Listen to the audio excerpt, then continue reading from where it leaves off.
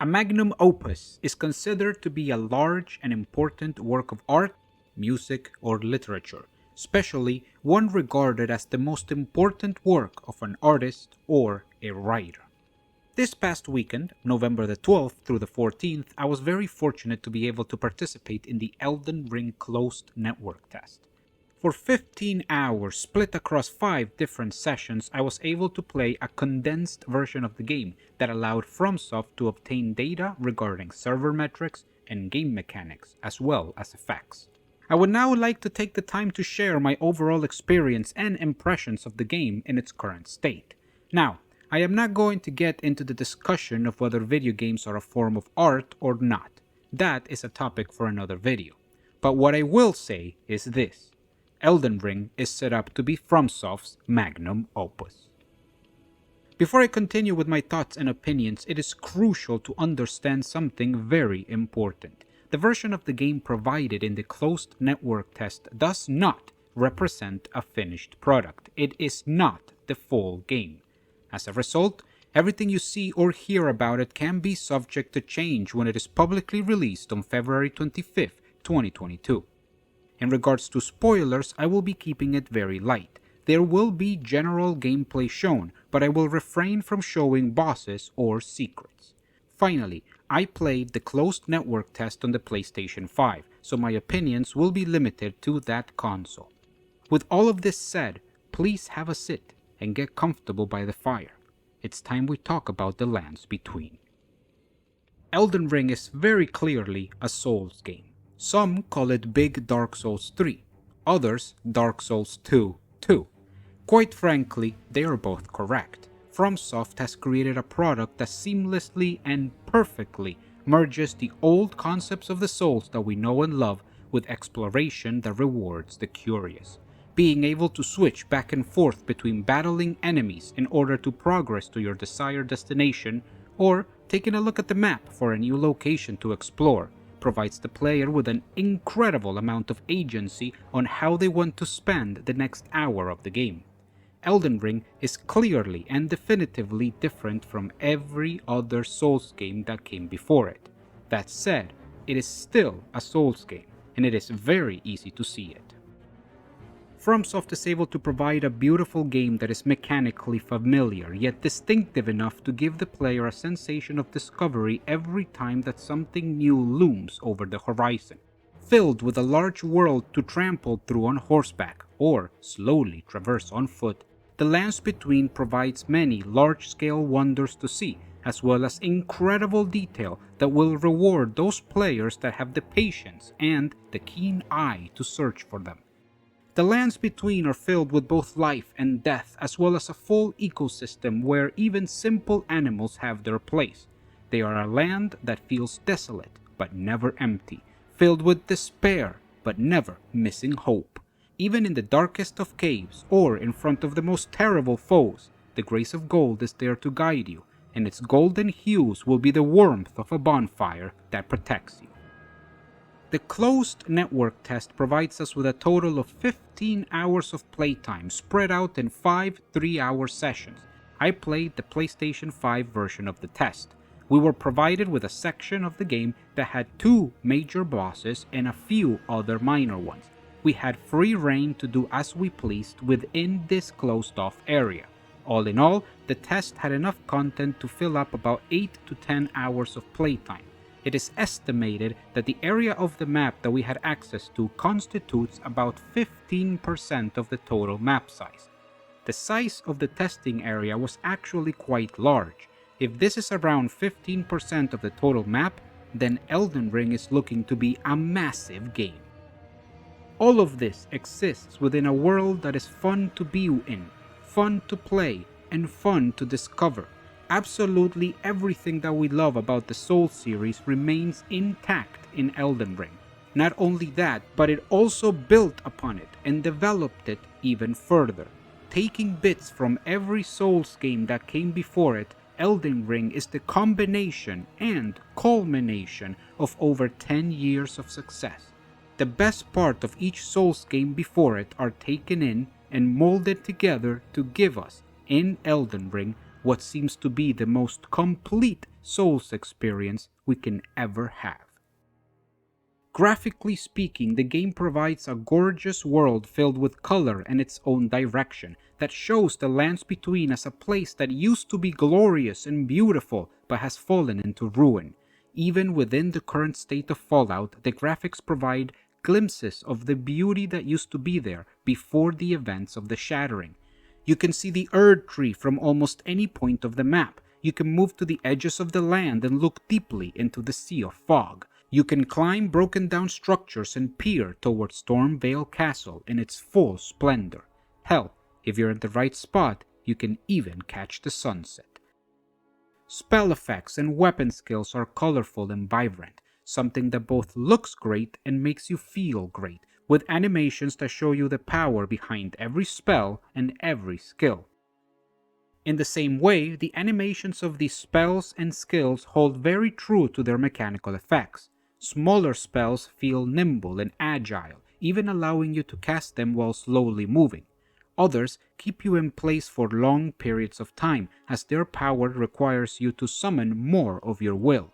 There are physical type weapon skills that have the Tarnished move quickly in tandem with the weapon, and there are also magical type weapon skills, where the Tarnished shoots lightning from his blade or summons spectral swords to track onto enemies. All of these animations looked correct in their behavior, and none of them seemed out of place. When it comes to something so important like spells and weapon skills, Elden Ring delivers proper animations that will be as useful as they are pretty. I understand that there's a section of the fanbase that has spoken out against the heavy reuse and recycling of animations in the game coming from Dark Souls 3, as well as the graphics being too similar to the ones presented in the same game, Dark Souls 3. Taking into consideration that Elden Ring is using the same engine or one that is very similar to the one used in Dark Souls 3, I find these criticisms to be rather unfair. While there is an amount of reused and recycled animations from past games, it does not appear to be done in a way that seems lazy or untoward. FromSoft has so much experience when it comes to animations or enemy types that it seems obvious that they would pull from it for Elden Ring.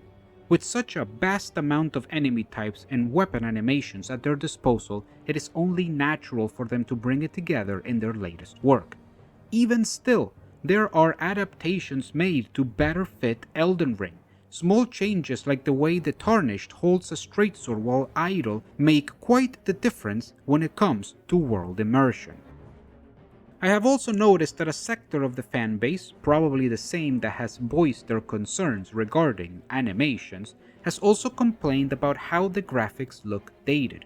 There are some that cite the Demon's Souls remake as the standard, saying that it should have looked similar in terms of high-quality graphics. I have nothing against the Demon's Souls remake, or Bluepoint for that matter, but comparing Elden Ring with Demon's Souls remake in regards to graphics is extremely unfair. While creating Demon's Souls remake, Bluepoint did not have to spend time or resources in creating the world, the enemies, or most of the code for the game. All of this was already set from 2009. They reused most of it, if not all, as evidenced by the fact that the same glitches and cheese strategies that Demon's Souls had in 2009 continue to be present in 2020. Their sole focus was graphical upgrade. Furthermore, Demon's Souls Remake is a PlayStation 5 exclusive. Bluepoint did not have to worry about development or optimization for other consoles. If FromSoft would have had to reach that graphical level for Elden Ring, on top of creating a brand new game with a brand new world, as well as developing it for multiple platforms spanning 2 gaming generations, the time it would have taken them to release Elden Ring would drastically increase. How much time would they have had to delay Elden Ring in order to reach this level of graphics as well as have everything else ready? Another year? It is completely unnecessary. Elden Ring looks amazing in regards to graphic and animations, especially taking into consideration the extra effort that FromSoft has placed in spells and weapon skills looking unique, different, and powerful. Furthermore, it continues to share the feeling and the soul of past Souls games, while still maintaining its own art direction and identity. Could Elden Ring have a higher quality graphic display? Sure, absolutely. Is it necessary to bring us the absolute best Souls experience?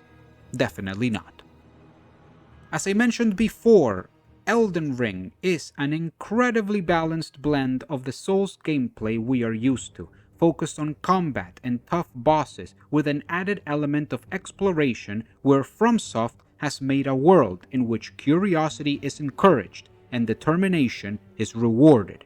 The seamless combination of combat and exploration, allowing to switch back and forth between one or the other, gives the player the sense that they are a part of the lands between and they can spend their time as they see fit.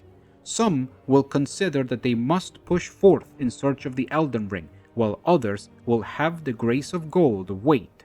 There are mountains to climb and caves to explore. Combat is centered on the basics we are used to in every Souls game: melee and magic. Players can choose to use multiple different weapons, from light weapons to heavy weapons, ranged weapons included. They also have access to spells and incantations, which are your sorceries and miracles. But these are only the broad types of magic, as each of them appears to have different subtypes of magic within them. Spells have your standard sorceries, shown in their usual blue color, but they also seem to have blood magic, signified by the crimson red, and even some magic that takes form of natural forces, like meteors or gravity itself. These are tied to the color purple. Incantations, on the other hand, wield the power of fire or the might of beasts like dragons, taking a more animalistic approach in the network test. But if you're like me and prefer the melee combat, you will find the same system as the other games. Each weapon has their moveset and you can pick between fast, light weapons or heavy, hard-hitting behemoths. I found that the melee combat in Elden Ring was incredibly deep and fulfilling, carrying many mechanics with it. Defensive play is very good, as shields are powerful and the game gives you a new mechanic, the counterattack. After you block, you can choose to execute a special counterattack to exploit the enemy's aggressiveness. If you're the type of player that needs more damage, then you will be happy to hear that Power Stance is back from Dark Souls 2. Dual-wielding the same weapon type, one in each hand, will unlock a special moveset that can be executed with L1. This means that you sacrifice defensive options like blocking or parrying with a shield, but in exchange, you will see big damage numbers and multiple enemy staggers. Speaking of which, enemies can have their stance broken, leading to a stagger if they are hit with strong attacks. Jump attacks and R2s are very good in Elden Ring because of it. Breaking the stance of an enemy means that you can get a critical hit for massive damage, and this counts for bosses too. It adds a new layer of strategy. I love to play strength builds with big weapons. If you are like me, then you will be happy to hear that poise is back, and that hyper armor is still present. It is a good time to like greatswords. Those of you who have played Dark Souls 3 will remember the weapon art system that it used, where each weapon had a specific weapon art linked to it. Well, Elden Ring brings this system back, but turns the weapon arts into weapon skills. Now they are called Ashes of War, and they are their own unique item that can be applied to different weapons. Each Ash of War has its own skill, and they are not consumed, so you are able to apply and remove it from any weapon that you use. For example, there is a skill that allows you to summon a lightning bolt from the sky to strike your enemies. You can put this skill on many different weapons. You can have it on a sword, and later on, if you find a really cool new axe, then you can transfer the skill from your sword to your new axe. This adds great flexibility, customizability, and player expression to the game. There are some limitations. For example, you cannot put a thrusting skill on a weapon that does not have any way of delivering thrust attacks.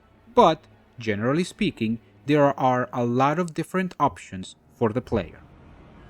Another new mechanic to the game is the inclusion of a simple stealth system. The only game that had such a system in the Souls is Sekiro, and the stealth system that we had available in the network test was very similar. You can have your character crouch and walk slower in order to mask its presence. You can also use objects and tall grass to hide as you approach your target. Hitting walls and objects with your weapon creates noise that can be used to draw enemies to your position. The reward for executing the stealth mechanic is a backstab, granting you a large amount of damage. I think that this system is a good addition to the game. Players now have a choice when confronting a group of enemies or a dungeon. Charge in or take them out one by one. This is definitely good for the game. The Tarnished is also able to use spirit summons, which are phantoms of different enemies that appear throughout the game. These spirits will help you in battle by providing different effects. You can summon 3 wolves, who will chase down and tear apart your enemies, even causing staggers. You can summon a group of nobles who may not be very strong, but provide great distractions.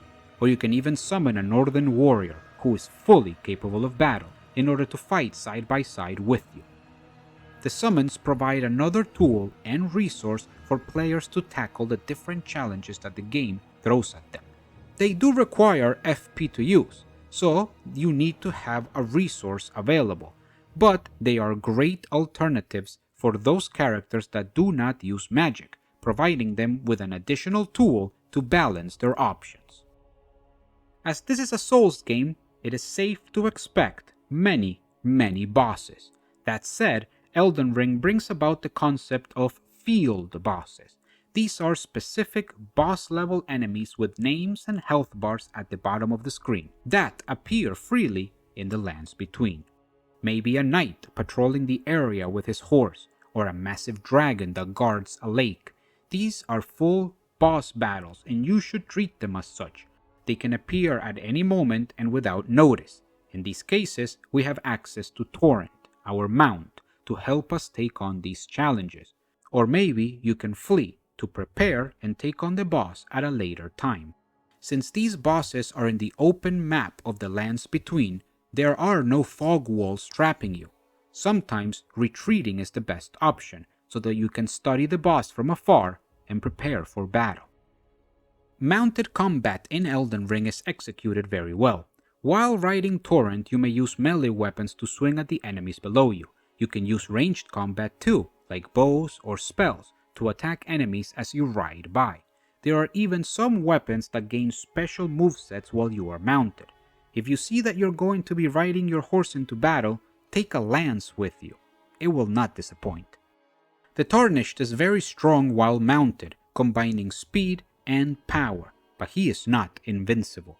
Be careful with taking too much damage while you are riding Torrent. First, you can be knocked off your horse, putting you on the ground for more than a few seconds. Second, Torrent is immortal, but not invincible. If he takes too much damage, he will dissipate, and you will need to spend an Estus flask or rest at a site of grace in order to bring him back. Take care of your friend, and he will do the same for you.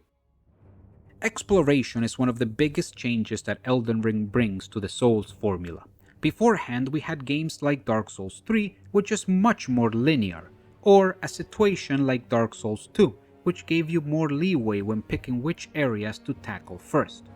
But, even with this freedom, it was not the type of exploration that we have present in Elden Ring. Providing a full open map, Elden Ring allows you to go anywhere you wish right from the start. Obviously, I am sure that there will be some limitations. Probably, the full map will not be open right from the beginning. I am sure that there will be some story points that the Tarnished will need to surpass in order to gain access to the full world. Also, we do not have the map immediately visible. We must find map fragments to be able to see it. That said, once you have the required map fragments, you will have a visual idea of the area around you. But Elden Ring does exploration a bit different. You see, one of the biggest downfalls of open world games is the lack of unique locations or the constant use of markers to show you places. Many games have the same enemy bases or outposts scattered throughout the map that result in a very similar experience. In the same way, you will find your compass littered with markers showing different points of interest that you can go see. There is a very clear attempt to hold your hand so that you do not miss anything that the world has to offer. Elden Ring provides a change of pace. First of all, locations can be very different. Cave systems, dungeons built of stone, broken down towns, catacombs, lakes, rivers, grasslands. There are many different locations that offer many different situations. A cave can be a hideout for a beast master, offering shelter to the many wolves in the area. Or it can be home to demi-human enemies, guarding the underground access way to a secret island. Some grasslands are open spaces filled with huge trolls, while others are cluttered with trees and tombstones, guarded by seemingly static jellyfish creatures. Some locations can be man-made, like mines, or strange magical teleporters that send you to what seems to be a prison in another dimension. There is a lot of variety in the different places that you can find throughout your travels, and it keeps the experience fresh. With so many possibilities, exploring is always fun to the play. The greatest feeling of exploration comes from the fact that Elden Ring did not provide any markers on the map or in your compass for these locations until after you have found them. Elden Ring does offer a compass to the player. With it, you can know where is north or where is south. You can see the general direction of your dropped runes if you died, and you can see the general direction of any possible friendly phantom that you have with you. That said, you will not find an icon telling you when you are near a cave. It will not show you the closest settlement or city. There will be none of this. Every location in the Elden Ring map can be missed. You will not see the cave by the beach side if you do not go to the beach. You will not find the secret passage underneath the rubble if you do not go explore that broken down structure you see in the distance. Elden Ring rewards curiosity. There might be a dungeon at the mouth of the river, but you will never find it unless you decide to follow it to the end.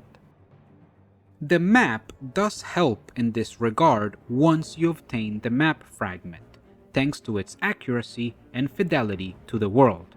Maybe there is no specific marker, but do you see in the map what looks to be a hole in the cliffside? You should go check it out. That might be a cave entrance. Those who pay attention and are thorough in their investigations will find many places to see and many powerful rewards.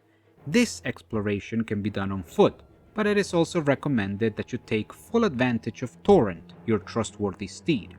Torrent will appear at the sound of a whistle, and he is brave and untiring. With great speed and being able to double jump, Torrent can help you immensely in your travels and exploration.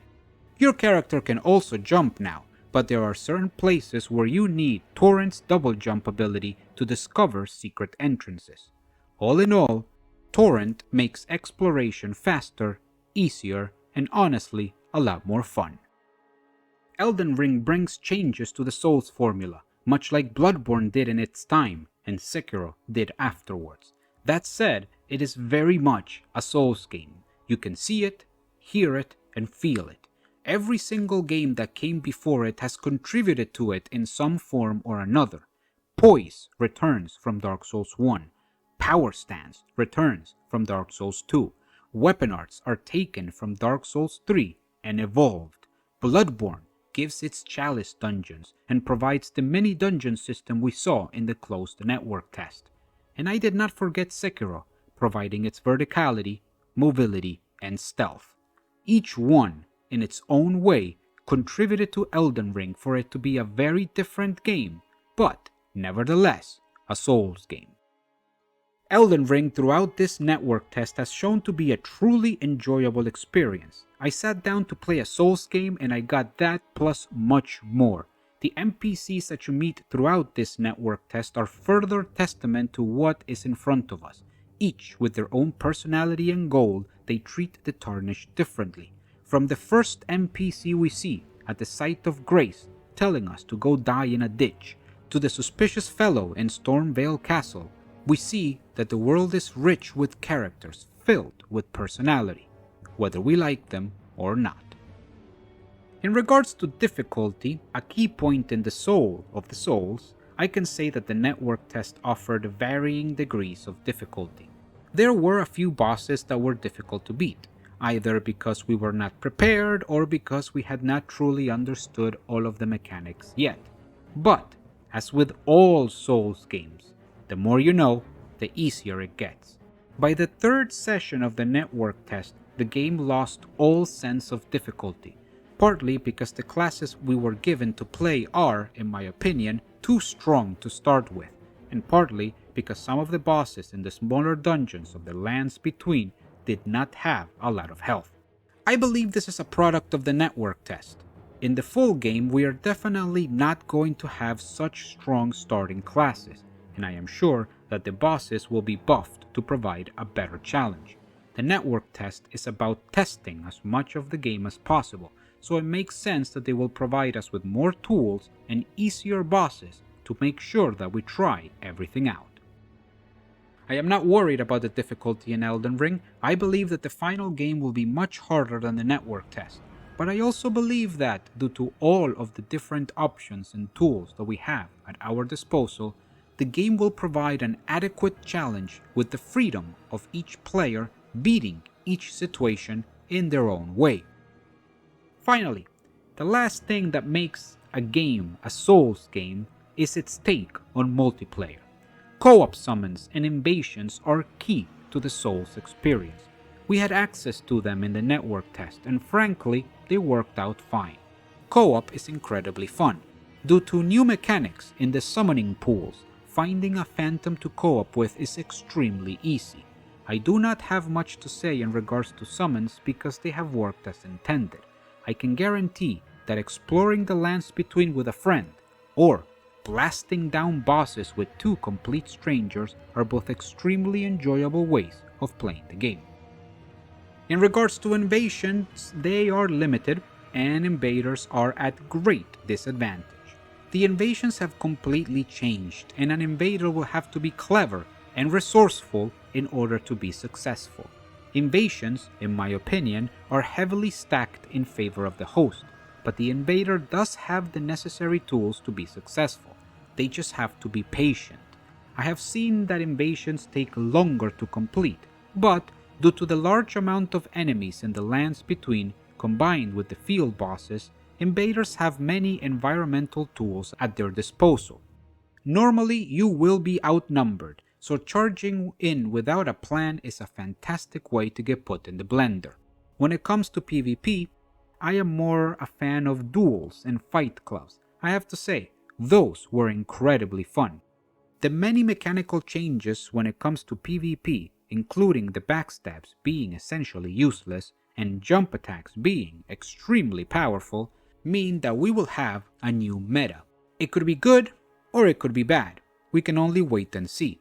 The one truly negative thing about Elden Ring PvP is the fact that some glitches from Dark Souls 3 are still present in it. Estes cancels, animation cancels, and move swaps are still present. I hope that FromSoft has the capacity to remove them. As you have seen, Elden Ring is huge. The sheer amount of mechanics create one of the deepest and most complex combat systems in the Souls games. It is filled with options for the players to tackle the challenges in the way that they see better fit for their skills. The size of the map and the different locations and enemies that we can find in it provides us with a massive world that is very easy to get lost in, but very rewarding if you do. I believe that this game has something for everyone. I believe that Elden Ring will provide you with hours of entertainment, whether you're a veteran of the Souls or if you're just getting started. To the veterans out there who have played every Souls game for hours, who are like me and cannot wait to understand every detail of Elden Ring, I say keep an open mind. Elden Ring is a Souls game, but it is its own game. There will be changes, but you will still find the experience that we love and that we crave. And to those that are new, those that Elden Ring will be their first Souls game, I say give this game an honest try. Do not be afraid of the difficulty, do not be afraid of the invasions. The game provides tools and mechanics to solve each challenge in many different ways. I am sure that you will be able to triumph in a way that is enjoyable and fun for you. I personally cannot wait to play the full version of this game next February. If there is anyone who is still unsure of whether to try this game, I will give my full recommendation. I do not think that it will disappoint. With Elden Ring, the hype is real and it is well placed. That said, all of this is just my opinion, based on my experience with the network test. I would be happy to know about yours. If you were also able to play the network test, do not hesitate to let me know your thoughts in the comments below. And if you were not able to play the network test, please share your opinion based on what you have seen and read about the game. Honestly, I cannot stop thinking about this game, so I am happy to talk about it with anyone who wishes to join. Thank you very much for your time, and I hope I get to see you on the next one.